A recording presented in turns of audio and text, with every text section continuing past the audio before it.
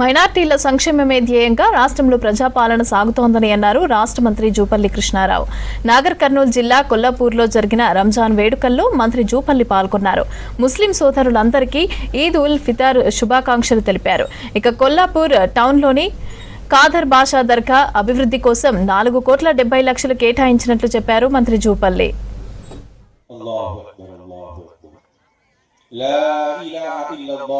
రంజాన్ పండుగ సందర్భంలో ముస్లిం సోదరులందరికీ వాళ్ళ కుటుంబ సభ్యులందరికీ రంజాన్ పండుగ ఈద్ ముబారక్ తెలియజేస్తా ఉన్నాను.